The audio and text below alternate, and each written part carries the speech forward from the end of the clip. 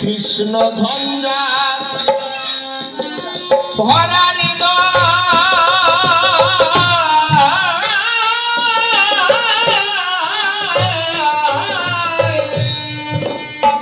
মনে সেই তো বড় তার সাথে তুলনা হয় সারা সময়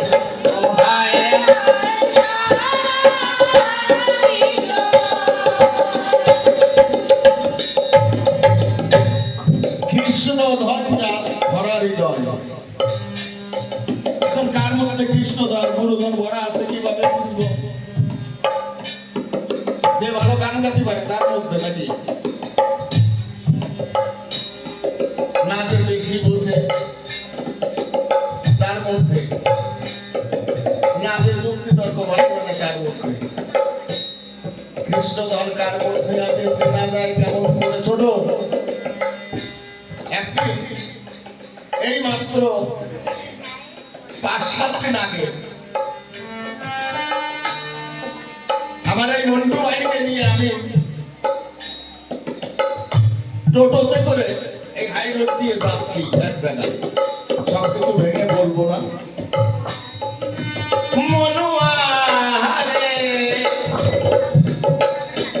ওই মন্টু ভাই আমার কাছে গল্প করছে, কৃষ্ণদা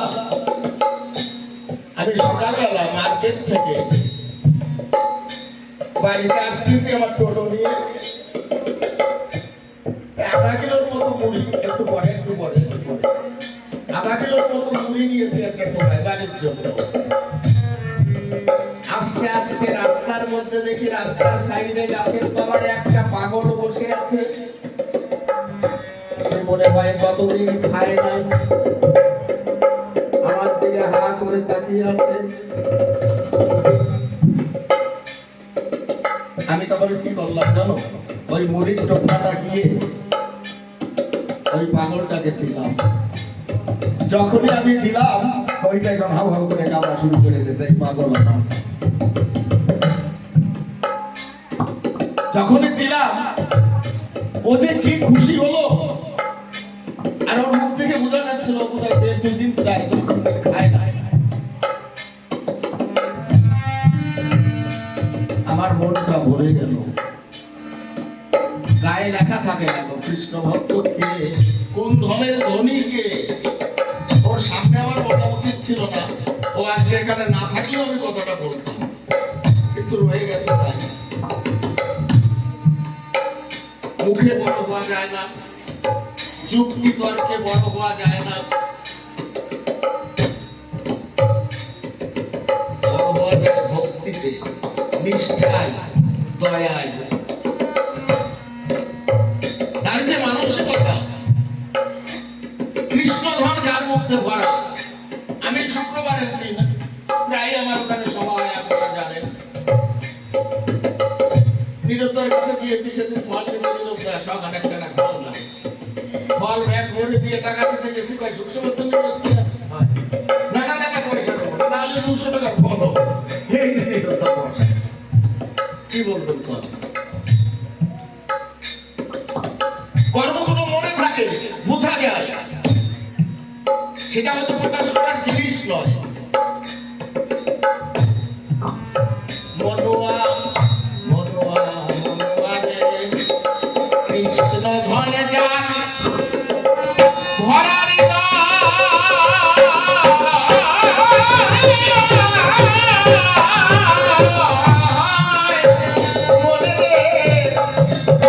সেই তো বড় ধনের বানায় তার সাথে তুলনা হয় সারা বিশ্বময়।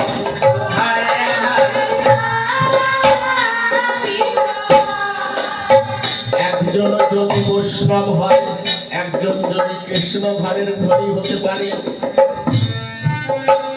সে যদি একদিকে দাঁড়ায় পাল্লার একদিকে ওঠে, আর একদিকে যদি হাজার হাজার মানুষ ওঠে, তবু তার সঙ্গে সমান হওয়া কোনোদিন সম্ভব নয়। মনুয়া মনুয়া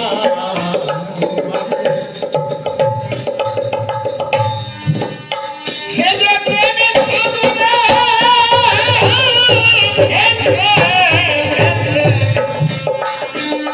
প্রেমে সাধনে ভেসে ভেসে মহানন্দে কেউ খেলায় এরা ধনী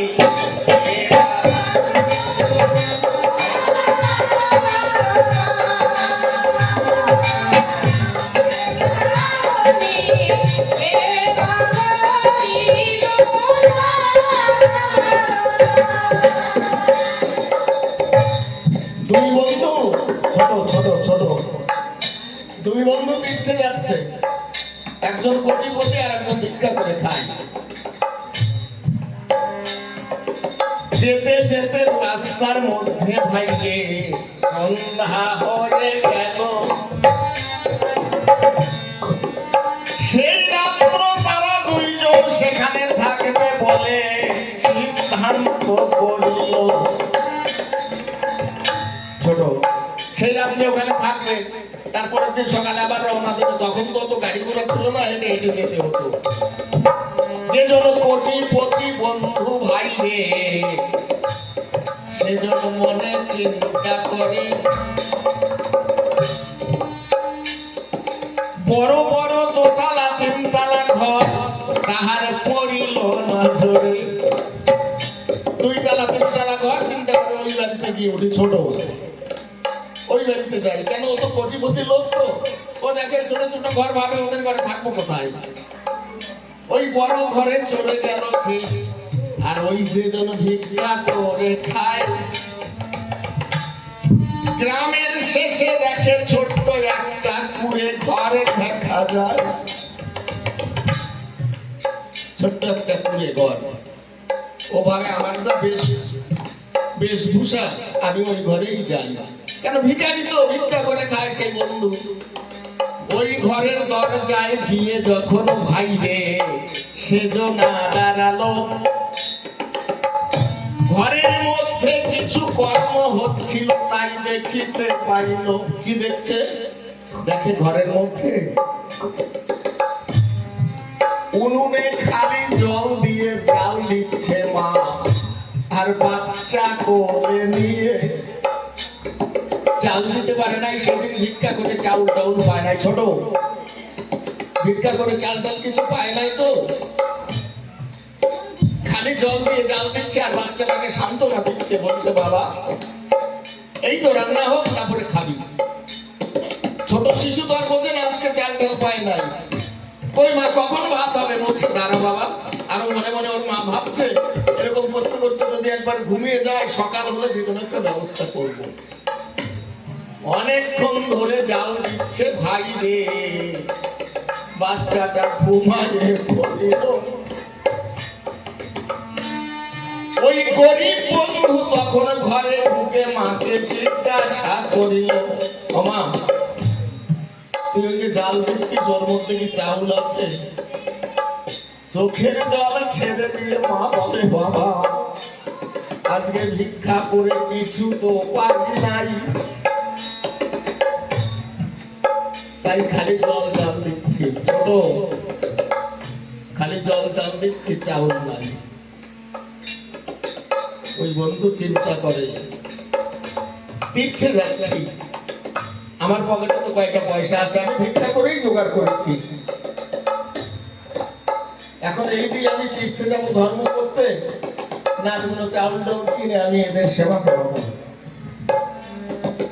পকেট থেকে টাকা বের করে দিয়েছে মায়ের কাছে, বলছে মা তুমি যাও দোকানদারকে ডেকে চাউল টাউল নিয়ে এসো, রান্না করো, আমরা সবাই মিলে আনন্দে আনন্দে কৃষ্ণ গুণগান করবো, আর আনন্দে সেবা করবো। হরি বল, হরি বল।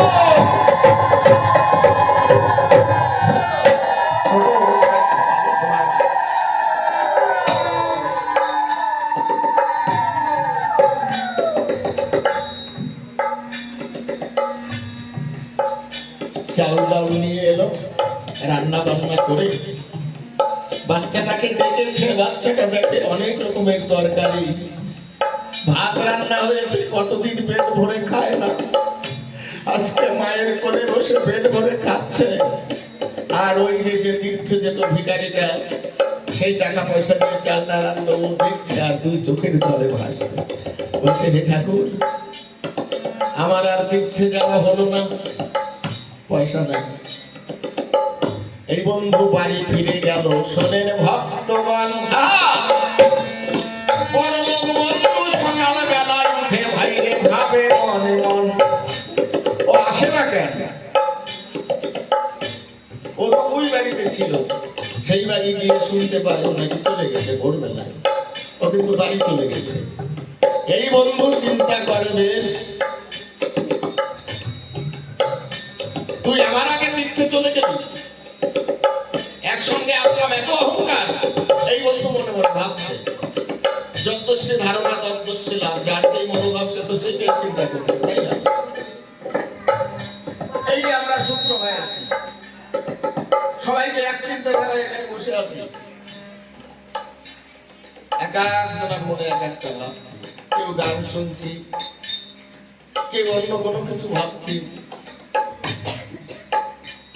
যত রকমের আমরা মানুষ, তত রকমের মন। মানে দুই বন্ধু, একজন ভিখারি আর বড় বন্ধু, দুজনের দুটো মন। ও কিন্তু চলে গেল বাড়ি, আর মনে মনে ভাবছে, এ ভাবতে পারতো যে হয়তো বাড়ি চলে গেছে, তা না ভেবে ভাবছে উল্টোটা কি, তুই আমার আগে চলে গেলি, এত অহংকার। দাঁড়া, কত পয়সা হয়েছে তোর দেখা যাবে।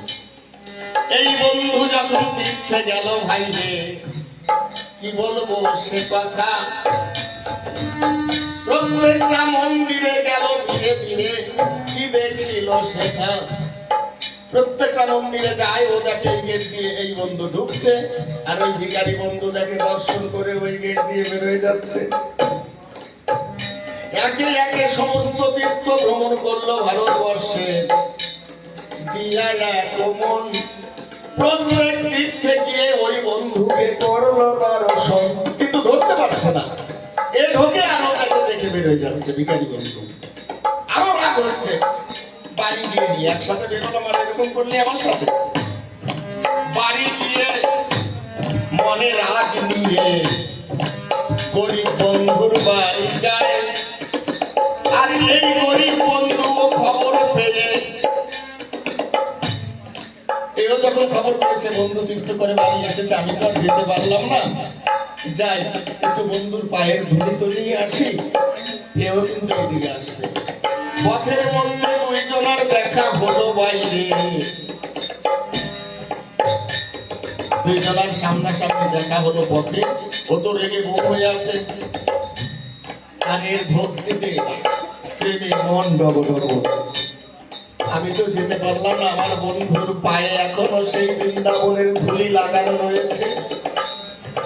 আমি আমার বন্ধুর পায়ে পড়ে, বন্ধুর চরণ থেকে আমি সেই বৃন্দাবনের ভক্তের ধুলি আমার অঙ্গে আমি একবার দেখে আমার জীবনে জৈবন ধন্য করব।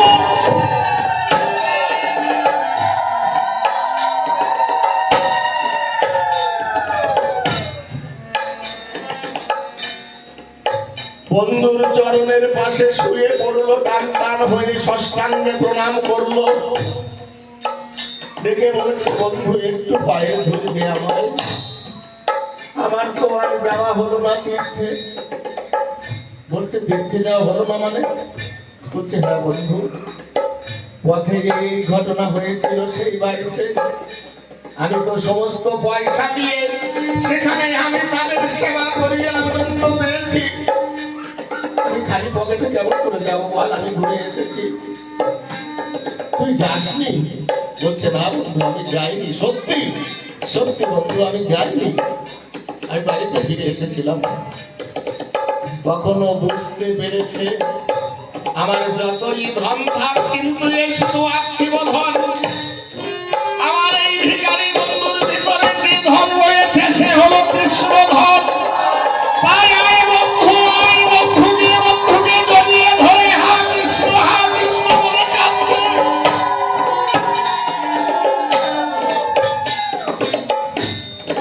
জড়িয়ে ধরে কৃষ্ণ কৃষ্ণ বলে কাঁদছে আর বলছে বন্ধু রে, প্রকৃত তীর্থ ভ্রমণ তৈরি হয়েছে। ফটিক গোসাই একটা গান লিখেছে, মানুষ বলে কান্দে যার মন তার হয়েছে সীতা বারণ পেয়ে মানুষ রতন। ফটিক বলে ওই আমার মন, আমি বলি যে তোমায় তাহলে ডাকো থাকিতে সময় আছে না গান। আমরা মানুষকে ভালোবাসা তো শাক, কার কতটা ক্ষতি করবো, কারে কতটা নিচে নামাবো সেই চিন্তাধারায় থাকি। আমাদের মানসিকতার উপরে আমাদের কৃষ্ণধন গুরুধন।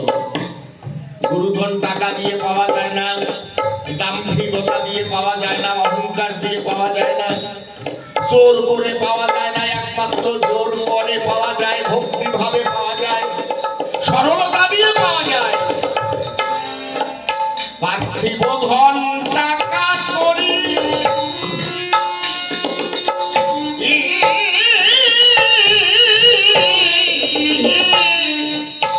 মনে রে বিষয় সম্পদ এই ঘর বাড়ি, একদিন যেতে হবে সকল ছাড়ি লইয়া বিদায়।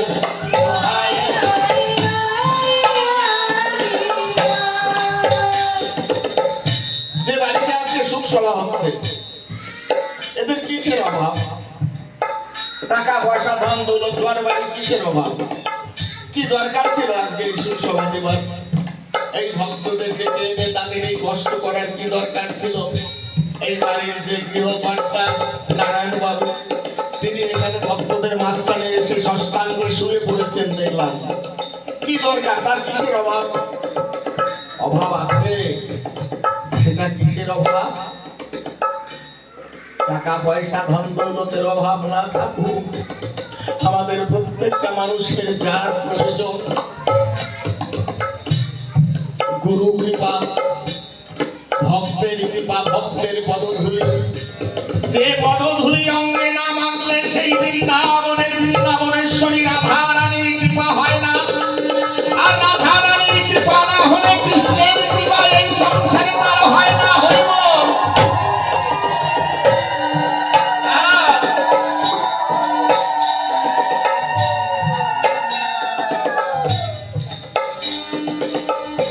এই পার্থিব ধন টাকা করি পুত্র কন্যা বিষয় বাড়ি, যেতে হবে সকল ছাড়ি লইয়া বিদায়। হায় হায় ওপর শেষের সম্পদ এই হরিয়া, শেষের সম্পদ হরিয়া, ধন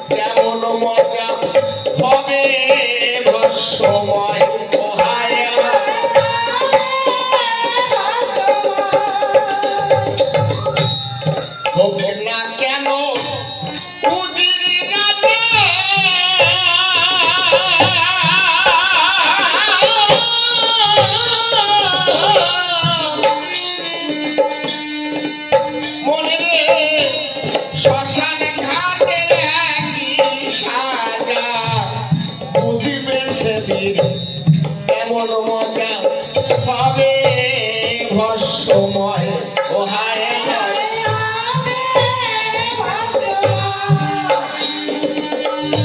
এসব দেখে শুনে কেন হলো না পাগল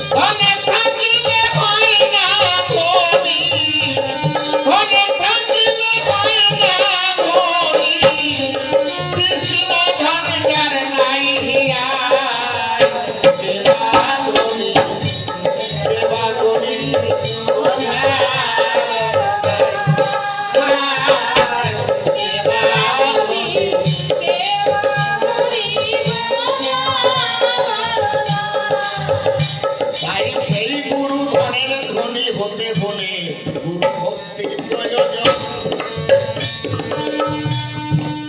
তাই গুরুর চরণে ভক্তি থাকে যেন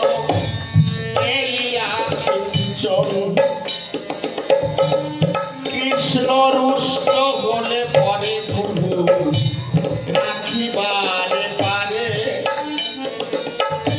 আর গুরু রুষ্ট হলে তারে কেউ না মহিমাতে গুরু কৃষ্ণ ভাই রে এক করি জানি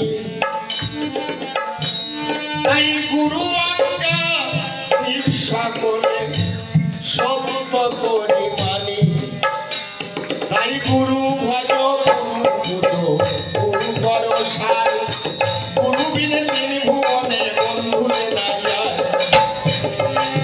হেন গুরুর শ্রীপাদ করো বন্দনা যাহা হতে বুঝবে মনের সকল যন্ত্রণায় গুরু চরণ পাদ পথে যারা সে ভগবতী ভবসাগর পানি পেতে ধরে মহাশক্তি তাই একেবারে সাধু গুরু হরি হরি